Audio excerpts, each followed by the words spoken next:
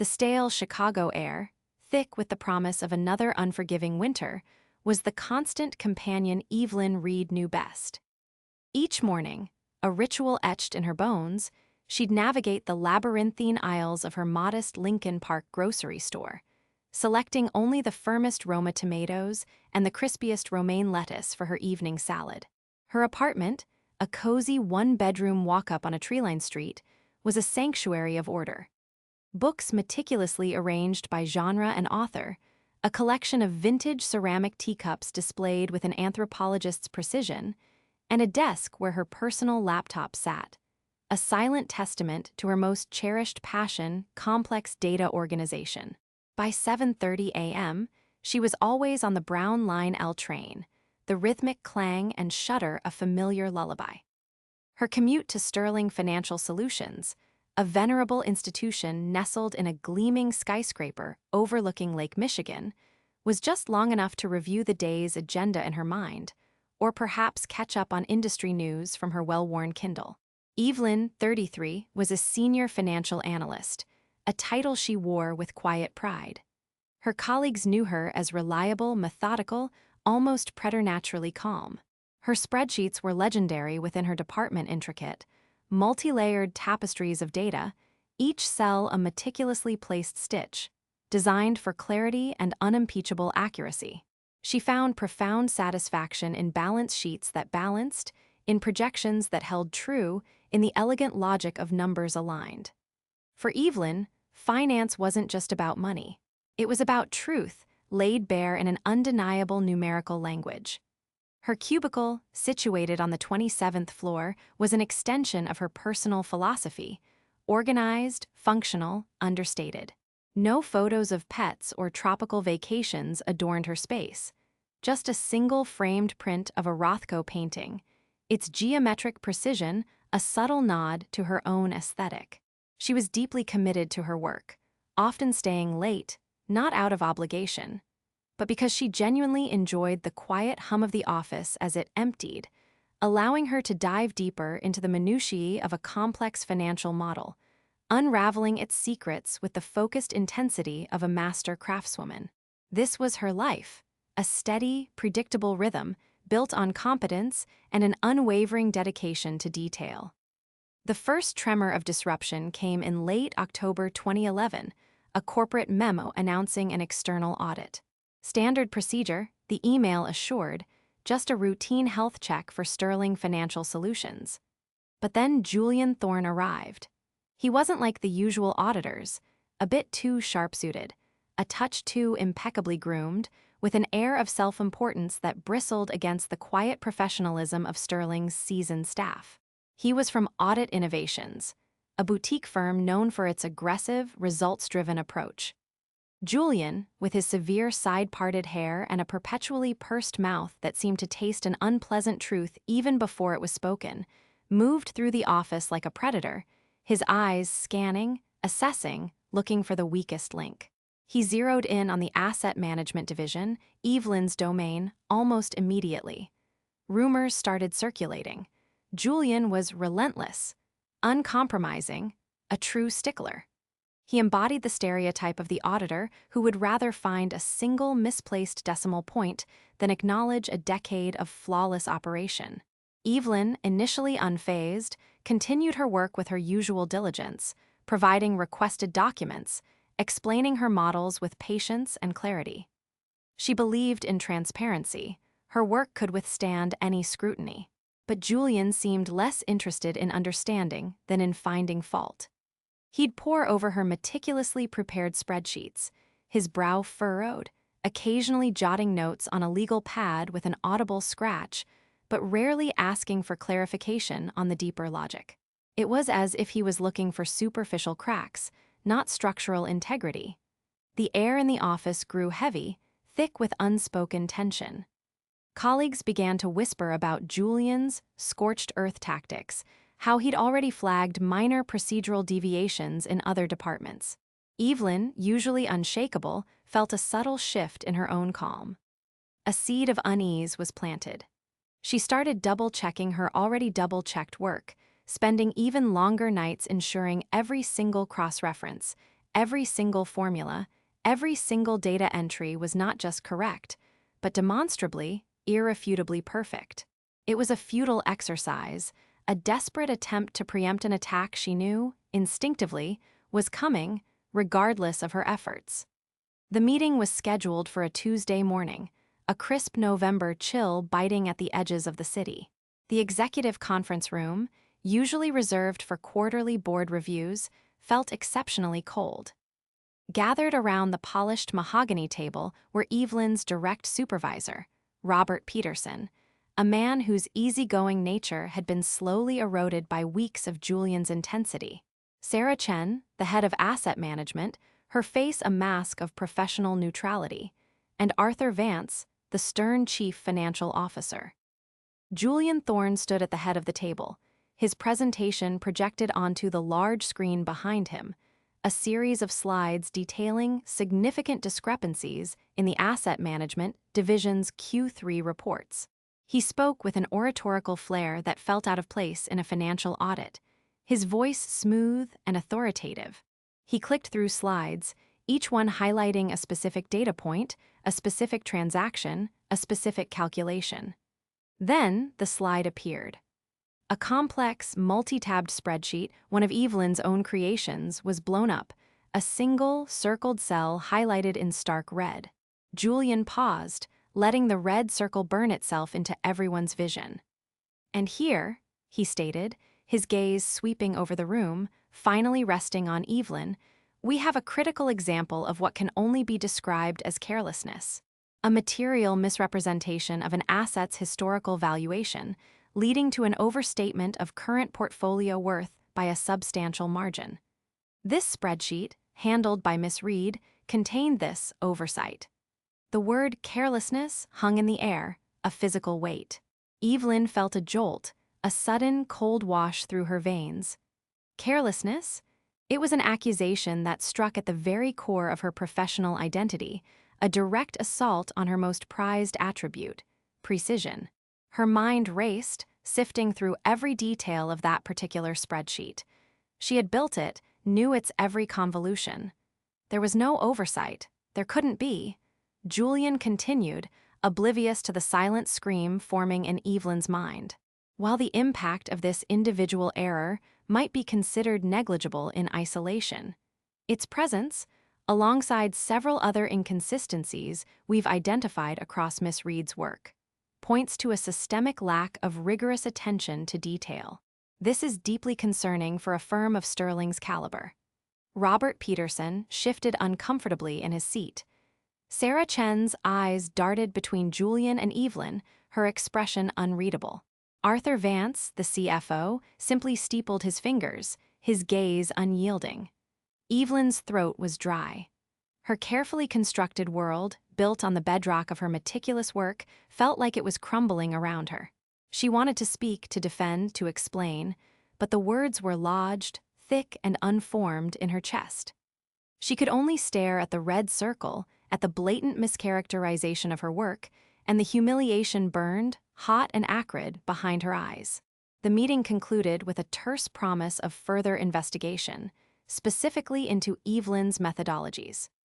Julian, basking in the quiet triumph of his performance, offered a perfunctory nod to the room and exited, leaving behind a silence heavier than any accusation.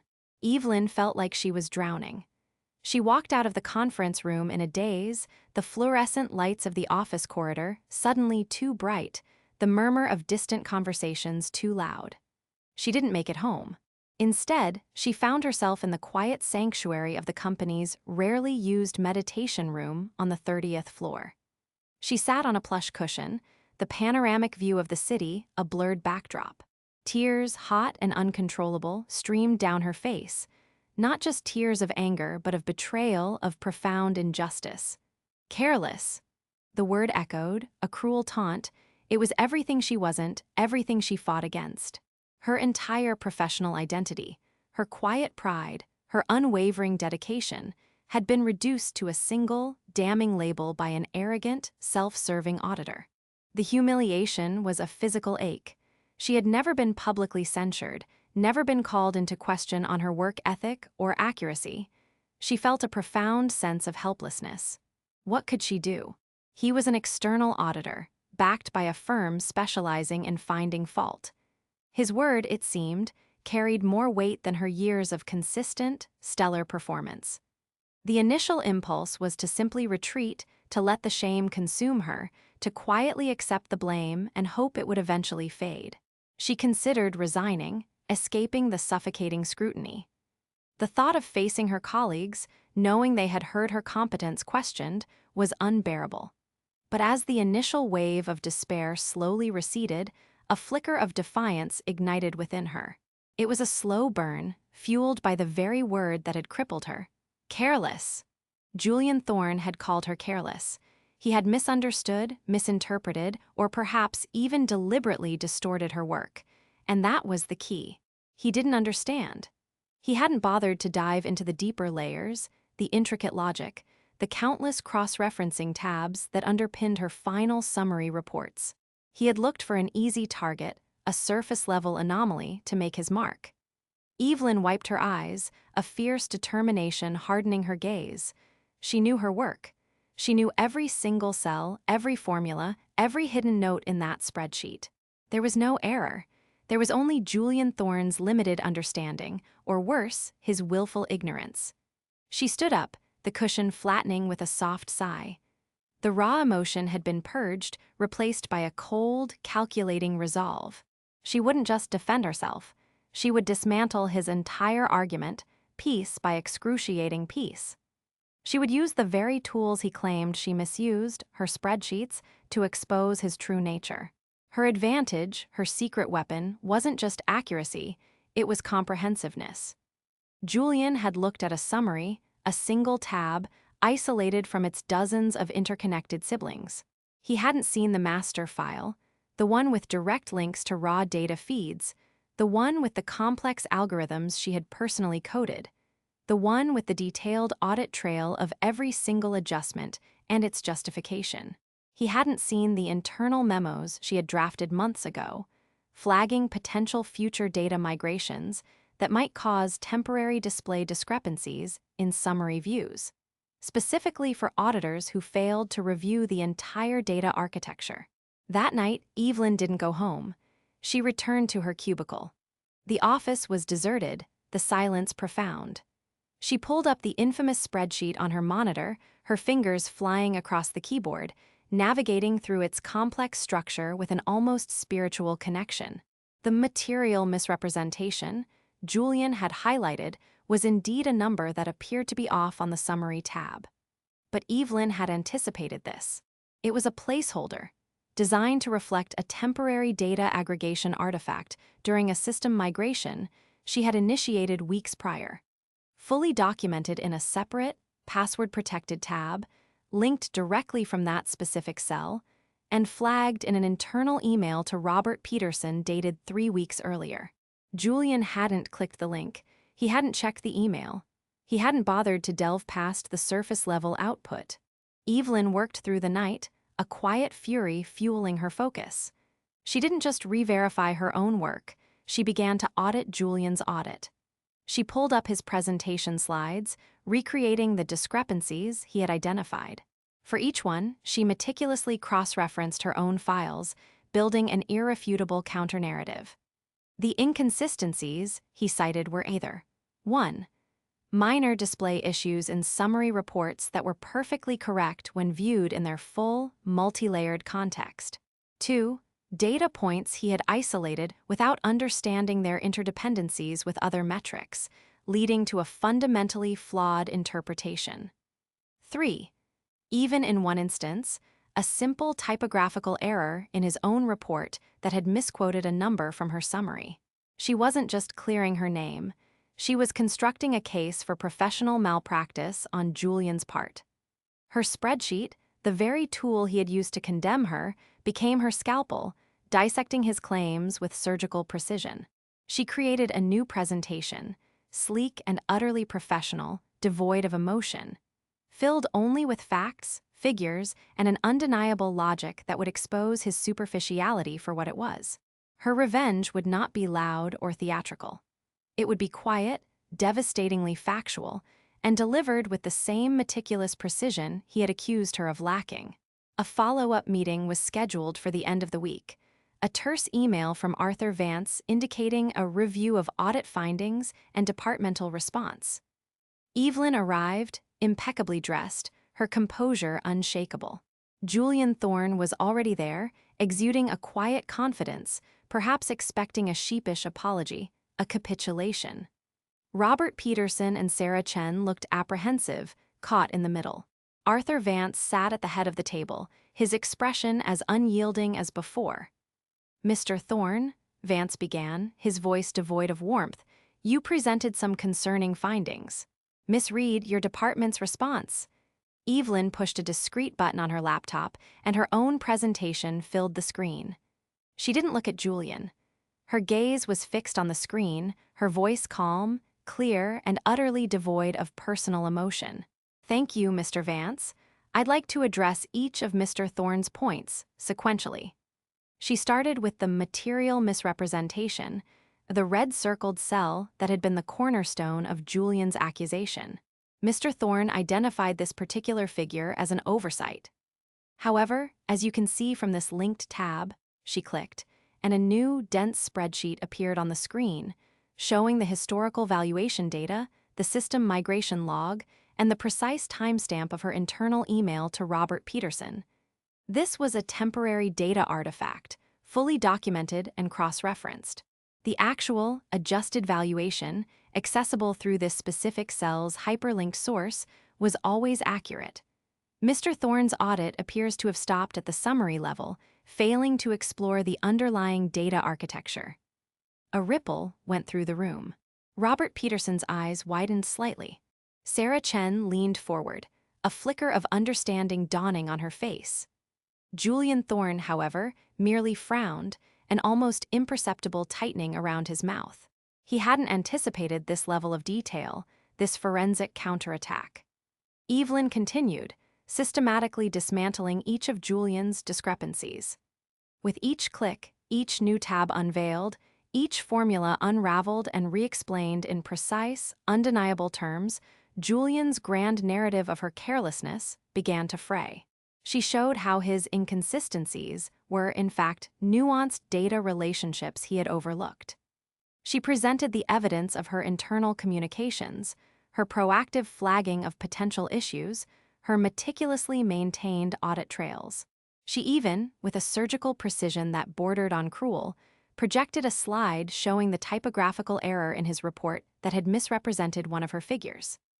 "In conclusion, Mr. Vance," Evelyn said, her voice still even, "while I appreciate the rigor an external audit brings, it is imperative that such an audit delves beyond superficial summaries to truly understand the complex financial models employed.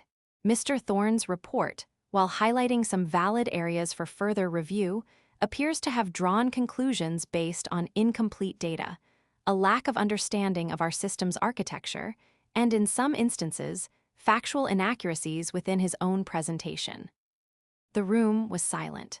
Arthur Vance finally broke his rigid posture, leaning back in his chair, his gaze now fixed on Julian Thorne. The confident swagger had drained from Julian's face, replaced by a pale, almost bewildered expression. He looked cornered, his meticulously crafted persona shattering under the weight of Evelyn's irrefutable data. He started to stammer a defense, something about different audit methodologies, but his words lacked conviction, dissolving in the face of Evelyn's cold, hard facts. "Mr. Thorne," Arthur Vance interrupted, his voice like flint, "it appears Miss Reed has not only adequately addressed your discrepancies, but has also meticulously documented what seem to be significant shortcomings in your firm's approach. This is not merely an issue of disagreement, it is a question of the validity of your entire report." The meeting ended abruptly. Julian Thorne was asked to remain, while Evelyn, Robert, and Sarah were excused. Evelyn walked out, the heavy burden of humiliation lifted, replaced by a quiet, profound sense of vindication. She hadn't shouted, hadn't accused, hadn't even raised her voice. She had simply presented the truth, laid bare by the very spreadsheets she had poured her life into. The consequences for Julian Thorne were swift and severe. Audit Innovations, a firm that prided itself on unearthing hidden flaws, now faced questions about the competence of its own auditors. His report was formally challenged by Sterling Financial Solutions, leading to a public relations nightmare for his firm and an internal investigation into his conduct. Julian, the ambitious Virgo auditor, found his career prospects, once gleaming, utterly derailed. He was pulled from his assignments, his reputation in the industry irrevocably tarnished. Evelyn later heard through the grapevine that he was quietly let go a few months later. For Evelyn, the experience left an indelible mark. She had fought for her integrity, and she had won, not through anger, but through the quiet power of her meticulous work. Her competence was not just recognized, it was deeply appreciated. Robert Peterson and Sarah Chen offered apologies, not for questioning her, but for not defending her more robustly. Arthur Vance, a man of few words, simply gave her a nod of respect, a gesture that spoke volumes. A few weeks later, she was offered a new, more senior role, leading a specialized data analytics team, a position that demanded not just accuracy, but also a deep, almost philosophical understanding of data architecture. A position where her spreadsheets could truly balance the books, and, as she had so satisfyingly demonstrated, balance the scales of justice. The winter chill still bit at Chicago, but for Evelyn, a quiet, lasting warmth had settled in her heart.